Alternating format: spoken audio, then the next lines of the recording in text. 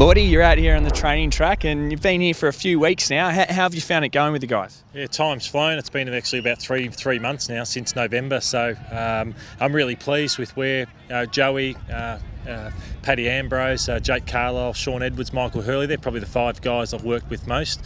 And I feel like technically they're all pretty sound now. They all know their routines. They all know why they miss and how they need to adjust if they have missed one. So now it's just about building that match day pressure, building the fatigue like they would in a game at training here.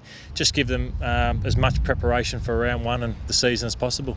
Have you been able to notice the change? I know you're doing a lot of stuff with video work with them as well. Have you sort of seen the change in their action? Yeah, what I've loved is these guys have probably kicked in a certain way for pretty much their whole career or the last 10 years, and then trying to adapt to some changes which I've asked for is pretty tough. But some have taken longer than others. But they're all pretty settled now on their routines. They're happy. They can see it works. And now it's just being clear-headed and adapting to it come game day and sticking to it throughout the season. Joey's obviously one that everyone talks about, and we saw him have a few yips last year.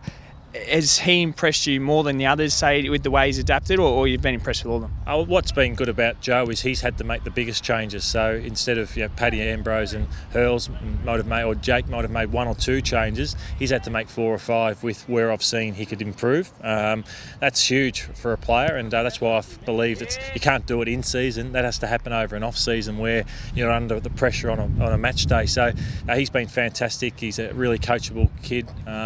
Last year I think he kicked 28 goals 20. It's 48 shots. I reckon he'll have 80, 90, 100 shots this year just because of his natural progression.